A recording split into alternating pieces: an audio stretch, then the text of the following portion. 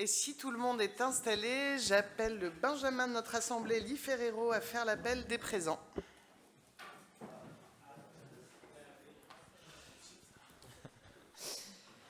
Oui, bonjour. Alors, je vais procéder à l'appel. Abour Micheline. Amsalem Marie-Hélène. Benaroche Pierre. Berlan Yvon.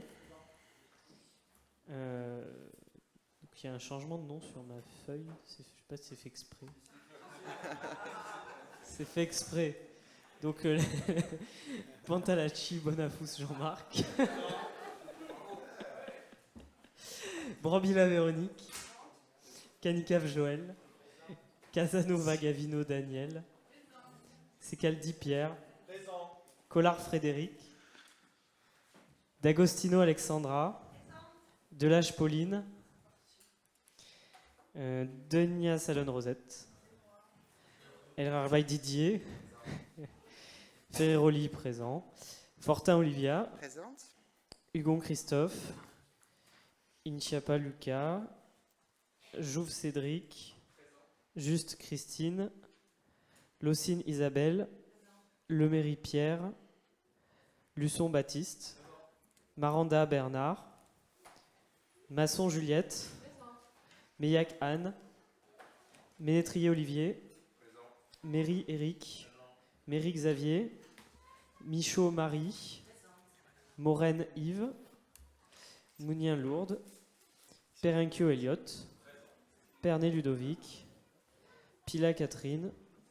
Préziose Nora. Richard Donat. Roque Sophie. Rupnik Alexandre. Simonetti Christelle. Tessier Nathalie. Vassal Martine. Vinton Elisabeth. Vincent Cyprien. Zouagui Serena. Voilà, merci.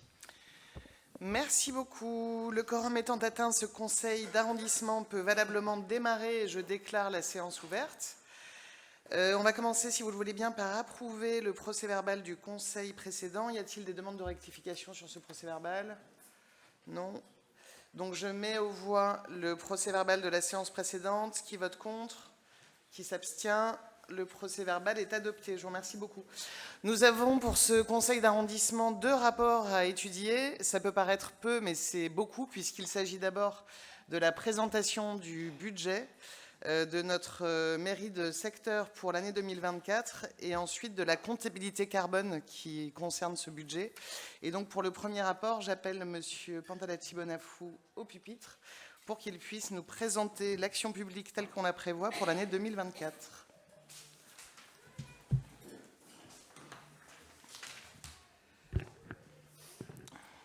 Merci Madame la maire, Mesdames et Messieurs, mes chers collègues. Comme chaque année, je prends la parole sur le budget du prochain exercice et cette année, c'est un budget de consolidation que je vous présente avec des ambitions d'action publique constantes qui sont le fruit du travail d'une équipe dynamique et engagée depuis 2020. La première mission de notre mairie de secteur est de préserver un service public de qualité qu'attendent de nous les citoyennes et les citoyens dans un contexte de crise multiples qui ont forcément un impact important sur nos finances. La réglementation a fixé un cadre précis pour exercer cette mission et nous en verrons plus loin les contours. Nous devons encore tenir compte de l'environnement inflationniste dont il est difficile de prévoir le niveau et l'évolution, même si les indicateurs semblent plus favorables que l'année dernière. À notre échelle, nous devons aussi tenir compte de la situation de tension internationale qui peut avoir des effets sur l'ensemble de nos événements, avec un coût de sécurisation induit. Nous continuerons évidemment à observer un pilotage précis tout au long de l'année, en collaboration étroite avec la mairie centrale pour l'exécution budgétaire et les éventuels arbitrages. Avant d'aborder le budget en détail, il me faut vous rappeler que c'est la loi PLM du 31 décembre 1982 et son décret d'application du 1er avril 1983 qui établissent nos compétences en mairie de secteur telles que vous pouvez les voir à l'écran.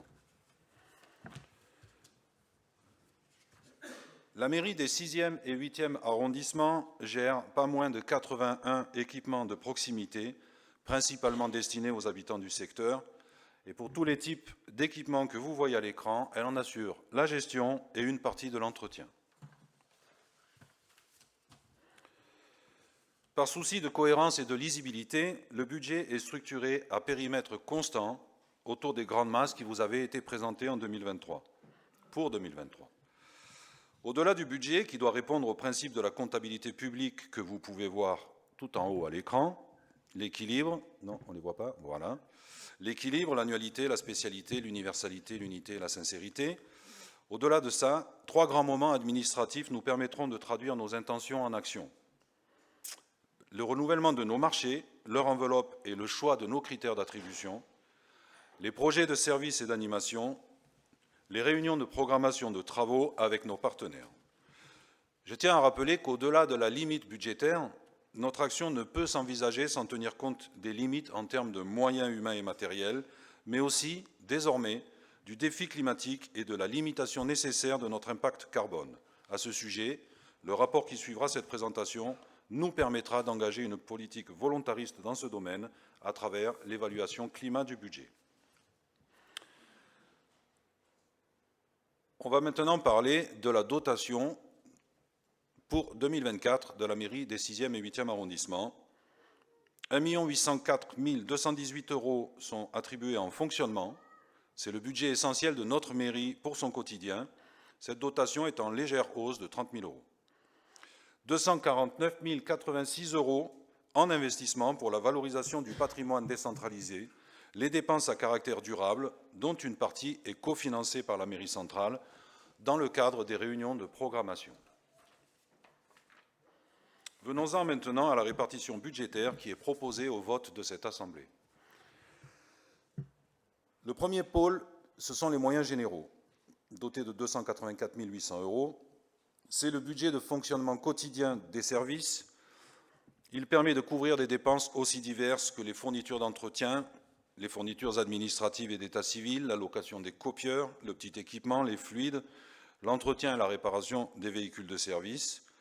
Évidemment, cette liste n'est pas exhaustive. Depuis 2020, toutefois, nous avons souhaité que ce pôle budgétaire soit exemplaire en termes de frugalité et de bonne gestion des deniers publics, et ce, pour dégager des marges de manœuvre financières sur les autres secteurs. Il nous faut systématiquement privilégier les comportements vertueux et économes pour que les deniers publics soient en priorité consacrés aux habitantes et aux habitants du secteur. Cette année, comme l'a souhaité Madame la maire au Conseil de juin dernier, notre priorité 2024 est de mettre en place une gestion de la relation citoyen efficace.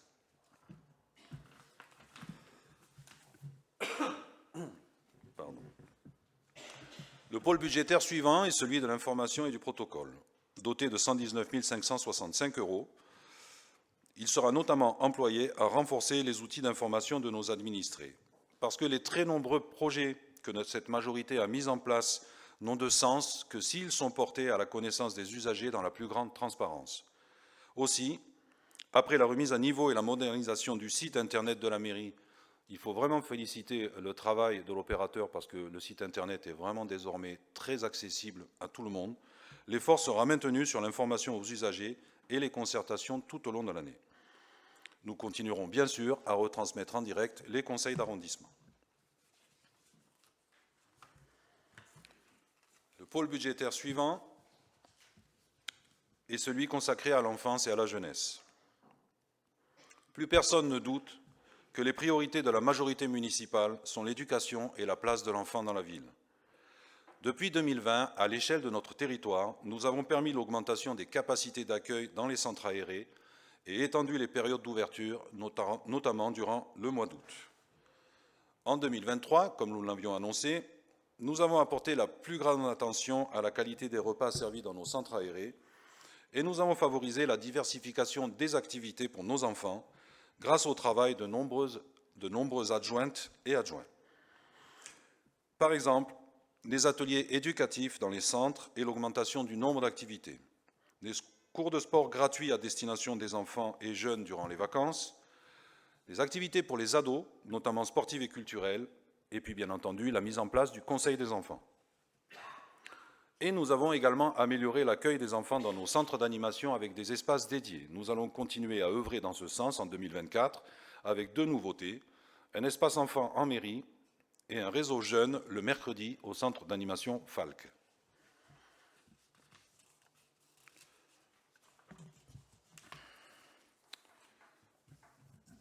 Événements et culture.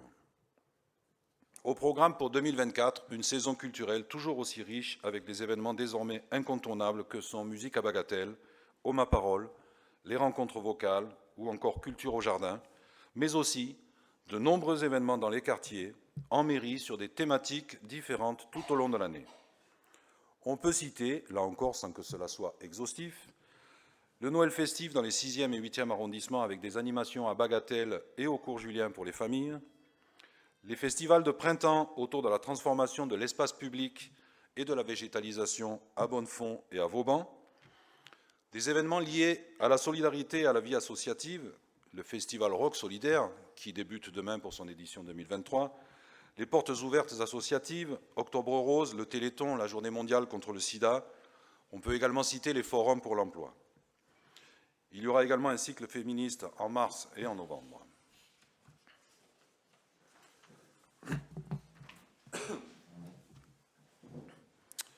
La vie des centres d'animation et les sports. En 2023, nous avions prévu de renforcer l'offre de nos centres d'animation et activités associatives, grâce notamment à des appels à manifestation d'intérêt. Notre ambition était de diversifier l'offre et de nous ouvrir à un plus grand nombre d'associations. C'est aujourd'hui 250 activités socio-culturelles avec 200 associations qui sont proposées aux usagers, avec un succès de fréquentation qu'il faut souligner. En 2024, nous continuerons à assurer la pérennité du programme d'accès au sport pour toutes et tous, tout comme les cycles d'éducation populaire et de sensibilisation aux problématiques de santé. Surtout, nous maintiendrons notre nouvelle offre de services publics dans nos centres d'animation via des permanences d'accueil et d'orientation qui ont pour but d'apporter une aide aux administrés pour leurs démarches administratives et de favoriser l'accès aux droits et à l'accueil social de proximité.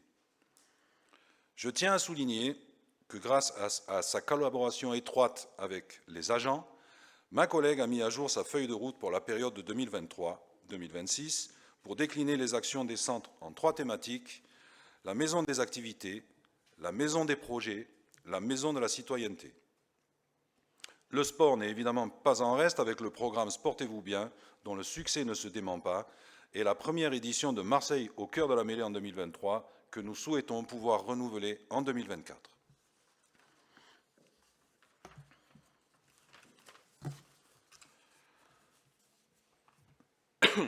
Les équipements locaux. Ce domaine est doté d'une enveloppe budgétaire importante car l'entretien de nos équipements est une mission importante. Et nous avons déjà consenti de nombreux efforts au cours des exercices précédents pour les remettre à niveau. En 2023, nous avons inauguré 2 nouveaux jardins de proximité, le réservoir et le rouet. En 2024, nous continuons la phase opérationnelle de renaturation et de réaménagement pour Corinthe, Valbel, Bonneveine, l'importante réhabilitation du parc des Sœurs franciscaines, portée en étroite collaboration avec la mairie centrale, est sur le point de se terminer et il sera réouvert au public d'ici quelques mois. Notre enjeu est aussi de transformer l'espace public et pour cela, nous allons soutenir le programme des rues jardins, programme qui favorise l'engagement des riverains et habitants avec le soutien de la mairie. La première rue jardin a été inaugurée très récemment, rue de Guinée. Bien entendu, nous poursuivrons nos efforts pour le développement du réseau des composteurs collectifs, qui est un franc succès à la fois écologique et convivial. Nos équipements sportifs et nos centres d'animation sont également au cœur de notre attention, avec une amélioration constante de l'accueil des publics, de sobriété énergétique ou encore des travaux d'accessibilité nécessaires pour les personnes à mobilité réduite.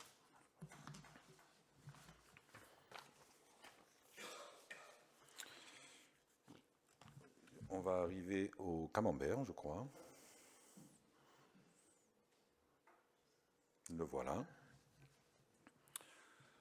Donc le camembert, le schéma qui vous est présenté ici indique l'évolution de la répartition de l'enveloppe budgétaire en 2024, avec en sous-titre les pourcentages 2023 pour vous permettre de comparer. Vous pouvez constater qu'il y a peu d'évolution dans la répartition budgétaire, car, je l'ai dit en préambule, notre ambition est désormais de consolider et de pérenniser les actions déployées dès 2020, qui ont fait la preuve de leur utilité pour les habitants des 6e et 8e arrondissements. En ce qui concerne la dotation d'investissement de 249 086 €, Les structures d'animation et les équipements sportifs ont fait l'objet d'efforts soutenus depuis le début du mandat, et c'est maintenant sur le site de Bagatelle que nous allons porter nos efforts, car des postes ont été créés et de nouveaux agents vont nous rejoindre. Ce diagramme souligne également l'effort que nous souhaitons consacrer à nos espaces verts dans le domaine de l'investissement, c'est-à-dire dans le durable. Mesdames et messieurs, en conclusion, je souhaite rappeler que ce budget est le fruit d'un travail d'équipe. Chaque élu a participé à la construction de notre action publique depuis 2020 et je dois le souligner ici, le concours des équipes d'agents à la construction de ce budget.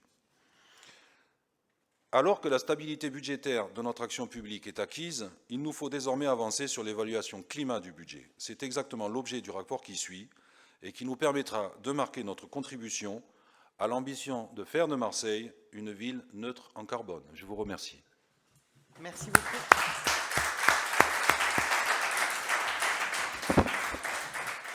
Merci beaucoup, Monsieur Pantalati-Bonafou, pour cette présentation. Est-ce que vous avez des questions sur ce rapport ? Pas particulièrement. Je voudrais profiter de ce rapport pour d'abord mentionner évidemment l'engagement de notre majorité pour une meilleure gestion publique. Et donc saluer ici l'engagement de Joël Canicaf qui, auprès du maire, a pu obtenir de l'amélioration de la note financière de notre ville. Ça peut paraître un détail, mais en fait c'est très important parce que ça nous donne une meilleure crédibilité financière pour pouvoir emprunter quand c'est nécessaire dans les meilleures conditions possibles. Et ça démontre aussi l'engagement de la ville pour obtenir une meilleure gestion publique. C'est important parce qu'on parle ici d'argent public et évidemment notre souhait est de faire en sorte que chaque euro soit utilement dépensé. Et donc c'est ce que démontre cet exercice budgétaire en le présentant de cette façon-là, de manière exhaustive et chapitre par chapitre.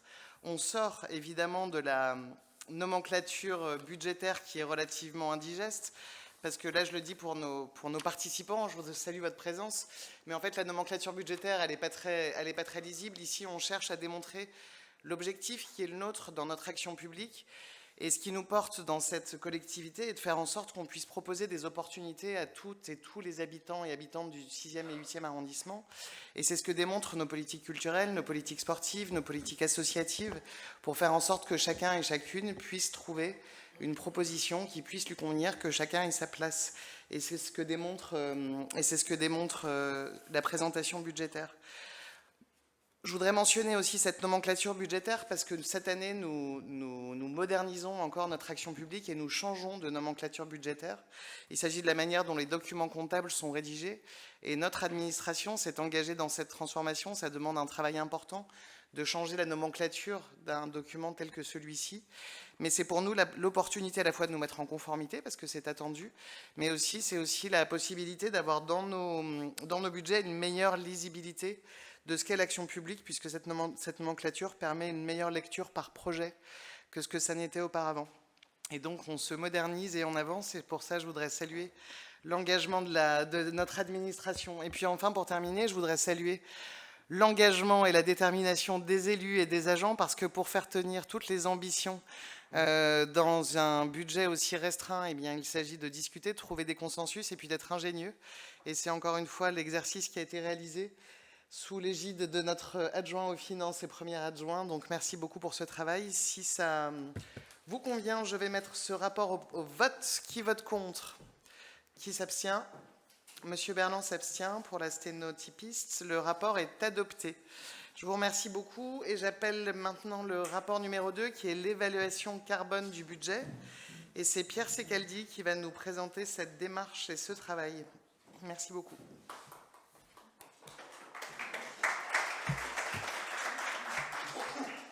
C'est pas moi qu'on applaudit, j'espère, j'ai rien dit encore. Merci Madame la maire, bonsoir chers collègues, bonsoir chers représentants des habitants, au-delà du pilier. Ce rapport, il a un article qui donne, je rentre tout de suite dans le vif, qui donne l'accord du conseil d'arrondissement à la maire des 6e et 8e arrondissements, ainsi que sa directrice générale des services, pour prendre toutes les dispositions nécessaires pour mettre en œuvre la stratégie de contribution aux objectifs climat de la ville de Marseille. Qu'est-ce que cela veut dire? Et c'est les 5 minutes qui arrivent là, qui vont me permettre de vous expliquer cela. Et donc tout de suite, Un peu de contexte en commençant par un historique. Donc il y a presque 3 ans, en février 2021, la première adjointe, Michèle Rubirola, a déclaré l'état d'urgence climatique pour la ville de Marseille. En octobre 2021, en marge de la COP26 à Glasgow, la ville a adhéré à la Convention des maires qui permet d'avoir accès à un plan d'action pour contribuer à la neutralité carbone collective, c'est-à-dire planétaire, et la seule qui compte en vérité d'ici 2050. Et de la même manière, de l'autre côté, j'ai envie de dire, juste après la COP26, on a annoncé ici, en mairie de secteur, le développement d'une comptabilité carbone du budget, ce qui a pris la forme d'une prestation mise en marché à l'été 2022 et qui a couru tout le long de l'année 2023 et qui échoua cet automne. Donc sur la diapositive suivante, il s'agit l'évaluation climat du budget ou carbone. Il s'agit de qualifier les impacts sur le climat de chacune des dépenses incluses dans le budget d'une collectivité. Et c'est une comptabilité qui a été, une méthodologie comptable qui a été travaillée et développée à la fois par l'Institut d'économie pour le climat, en collaboration avec l'Association des maires de France et certaines collectivités pilotes. Je vous en avais parlé il y a un an. On parle par exemple, la métropole de Strasbourg et d'autres encore. Et donc c'est une analyse ligne à ligne du budget qui permet de classifier les actions avec un code couleur assez simple et qui permet d'être très lisible, opérationnel, très favorable, neutre ou défavorable. Et vous allez voir qu'on en a encore dans le budget et donc on a encore du travail. Allez-y, s'il vous plaît. Merci. Et donc ici, vous voyez l'analyse l'évaluation climat du budget tel qu'il est dépensé cette année. Donc, par exemple, le budget de fonctionnement primitif pour 2023, il manque un zéro là, je pense. Hein. C'est pas 180 000 euros, c'est plutôt 1 790 000 euros. Et donc, on voit qu'il y avait, au début de l'analyse, il y avait 40% de dépenses indéfinies, 5% plutôt favorables, 10% très favorables en face, plutôt défavorable, là pareil, il y a une petite coquille, c'est pas grave, tout en bas en rouge là, et 35%, un gros tiers de dépenses neutres. Et donc sur le budget d'investissement, là on est à presque 2 tiers de dépenses neutres, parce qu'en fait, les petits travaux, les réparations d'entretien dans les bâtiments, elles ne basculent pas vraiment d'un côté ou de l'autre, c'est plutôt les grosses œuvres, les travaux d'isolation du bâtiment qui là sont plutôt des dépenses favorables. Mais là, le petit entretien, on ne le compte pas vraiment, seulement 1% d'indéfini, et puis un gros tiers, 35% de dépenses plutôt favorables, ce qui correspond en bonne partie aux dépenses investies dans nos parcs et jardins, comme l'a présenté le premier adjoint à l'instant. Et donc, l'action de la mairie de secteur, elle s'inscrit dans un contexte global, mais aussi plus local, à l'échelle à la fois régionale, en s'appuyant sur les travaux du groupe régional d'experts sur le climat, au GREC Sud, qui a été fondé il y a une dizaine d'années par il y a 2 mandatures déjà régionales, mais qui poursuit son activité aujourd'hui. Le plan climat, air, énergie territorial ou métropolitain, qui court jusqu'en 2025 sur le périmètre de la métropole, et le contrat ville-climat porté par la ville de Marseille et co-signé avec la métropole, présenté auprès de la Commission européenne il y a désormais quelques mois déjà, dans le cadre de la mission ville climatiquement neutre à l'horizon 2030.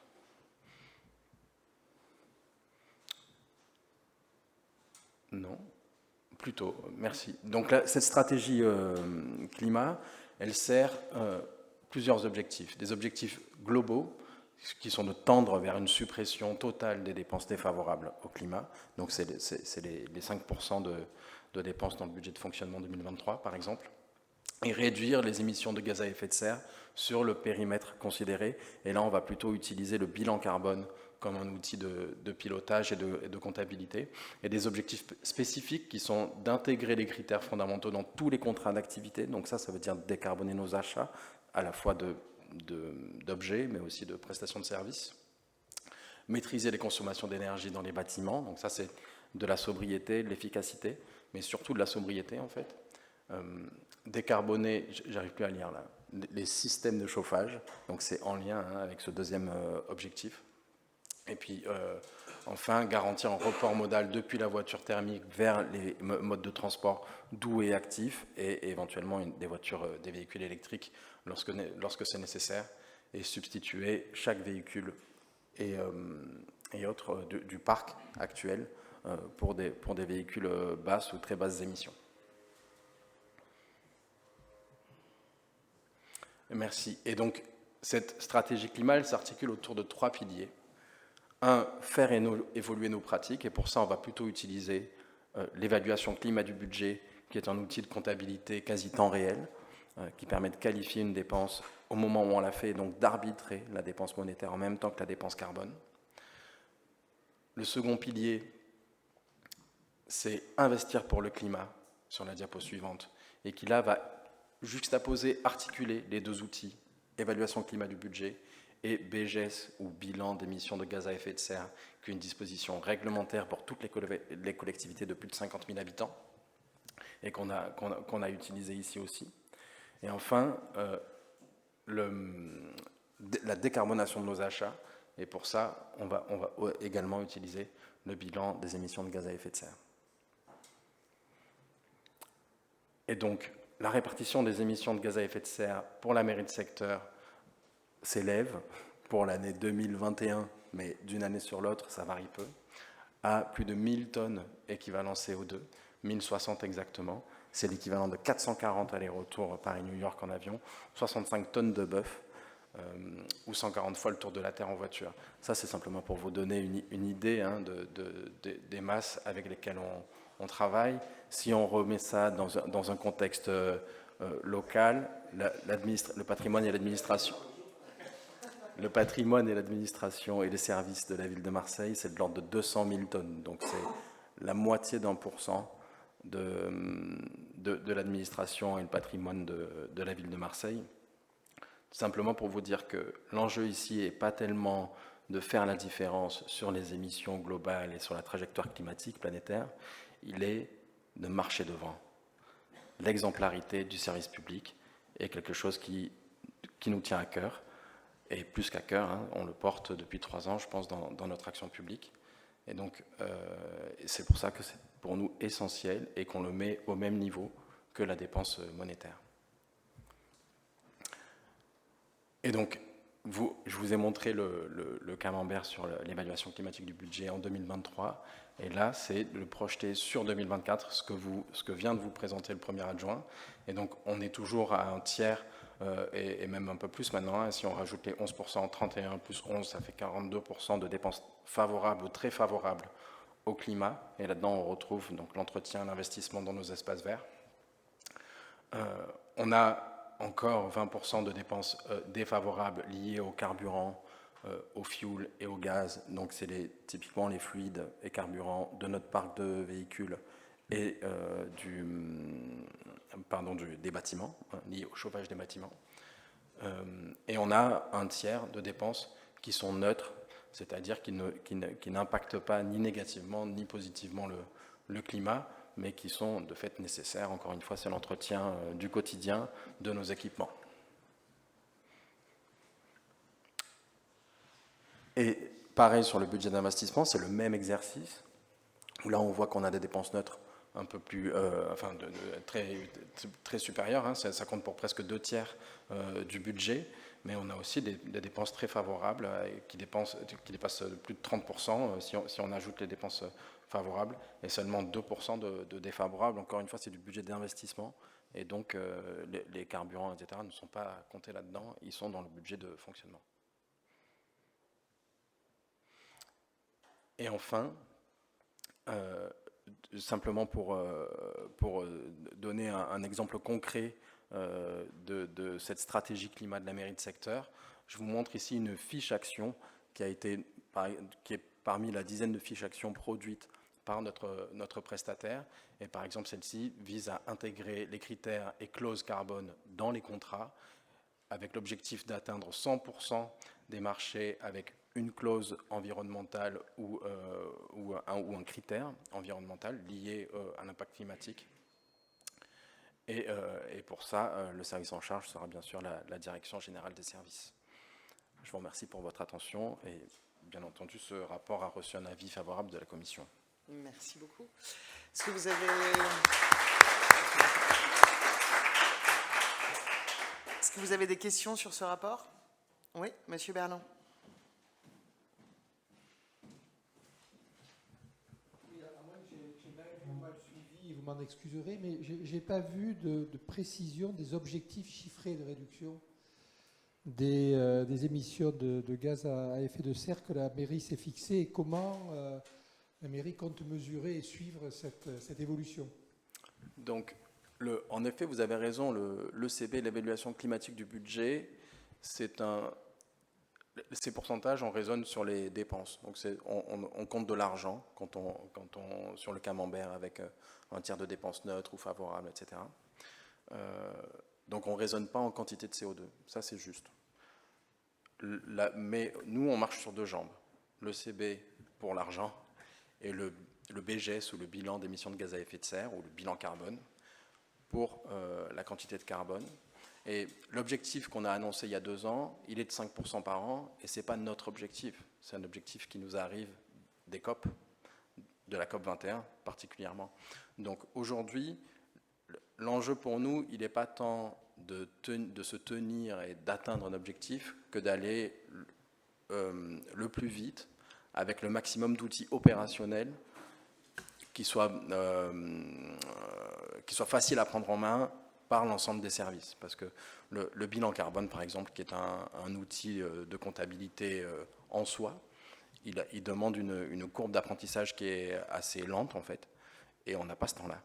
Et donc, on choisit d'aller vers le CB pour avoir des leviers immédiats à opérer, quitte, en effet, à avoir un manque de visibilité au début, quantitatif, sur combien de carbone on économise.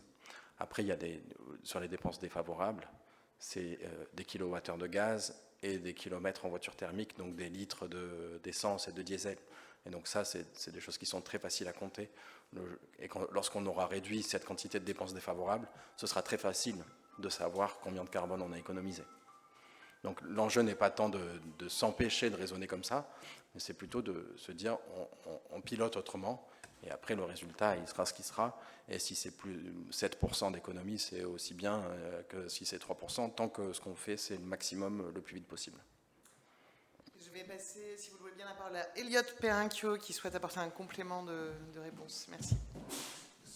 Ce n'est pas un complément, Madame la maire, c'est bien la confirmation que ce que nous faisons vient bien au-delà des exigences légales et ce que nous demande bien le gouvernement. Merci. Merci beaucoup. Une question encore. Vous allez rencontrer des difficultés dans cette démarche. Vous avez identifié les principales difficultés qui vont émerger? Sur les aspects de sobriété des fluides dans le bâtiment, la principale difficulté qu'on rencontre, c'est la facilité d'opération pour les agents et les services à mettre en œuvre les leviers de décarbonation du bâtiment. Donc c'est pouvoir piloter son chauffage de bureau à bureau et pas avoir une chaufferie qui surchauffe certains bureaux alors qu'on a froid dans d'autres. C'est un état d'isolation des bâtiments, c'est des occultants dans certaines pièces qui sont inopérants simplement parce qu'il y a des pompes à chaleur qui bloquent la fermeture des volets. Et donc c'est vrai que quand on arrive en plein été à 8h du matin dans une salle en plein soleil, il fait déjà 35 degrés, simplement parce qu'on n'a pas fermé les volets la nuit d'avant, parce que c'est pas possible. Donc ça, c'est des choses qui vont être compliquées pour nous et pour les agents de la mairie à mettre en œuvre, parce que ça fait appel à des travaux de grosses œuvres qui sont... Et donc, je regarde... Joël Canica est parti. Voilà. Non, et Eric Méry, mais on travaille bien sûr avec la mairie centrale de concert pour travailler à cet aménagement et cette décarbonation du bâtiment à travers l'isolation et la construction d'outils opérationnels pour que ce soit plus facile de faire de la gestion de l'économie de flux, en somme. Merci beaucoup pour cette présentation. Donc, vous l'avez compris, c'est un objectif qu'on s'est fixé dès 2021 de mettre en œuvre cette comptabilité carbone. C'est un impératif que les pouvoirs publics puissent être exemplaires et démonstrateurs et qu'ils donnent le bon exemple sur ces questions qui nous concernent tous, qui doivent nous concerner tous, évidemment. Et donc cette démarche, parce qu'elle est complexe, elle a nécessité que notre mairie de secteur se mobilise pleinement sur cette question, sous la houlette de Pierre Secaldi, mais avec un engagement et une volonté farouche de la part de toute notre administration, pour que ça ne soit pas seulement un constat, mais une aide à la décision, parce que c'est bien ça dont il s'agit. C'est bien sûr d'avoir cette comptabilité, de vouloir qu'elle soit la plus précise possible, mais que ça puisse derrière nous aider à prioriser nos actions, et ça devient aujourd'hui une vraie aide à la décision que de faire ce travail au quotidien. Je sais que c'était un travail qui est également très accompagné par notre adjoint aux finances, et donc c'est bien parce qu'on réussit à travailler tous ensemble sur ce point qu'on en fait un exercice à la fois utile, mais aussi entraînant. On est la première mairie de secteur de Marseille à avoir mis cette démarche en place, et ça a été possible grâce à l'engagement de tous. Donc vraiment salutations et remerciements à tous pour cet engagement. Je vais mettre ce rapport aux voix. Qui vote contre? Qui s'abstient? Le rapport est adopté à l'unanimité. Merci beaucoup, Monsieur Secaldi. Merci à vous, Madame la maire. En conclusion de ce conseil d'arrondissement, je voudrais remercier toutes celles et ceux qui ont contribué à sa bonne organisation et sa bonne tenue. Vous saluez, Monsieur Berland, d'être présent avec nous, mais regretter en miroir l'absence du reste de notre opposition, parce que c'est bien dans ces hémicycles qu'on peut avoir des débats utiles à l'action publique et à la démocratie. Malgré ces regrets, je vous précise que vous êtes tous conviés très chaleureusement au Festival des Solidarités qui s'ouvre demain jusqu'à samedi au cours Julien, et qui va être l'occasion de rencontrer de nombreuses associations, de nombreuses personnes qui œuvrent dans le domaine des solidarités, avec une programmation extrêmement riche. Et puis, je vous donne rendez-vous pour notre prochain conseil d'arrondissement qui se tiendra le 11 décembre. Je vous remercie beaucoup et je vous souhaite une bonne soirée à toutes et tous. Merci.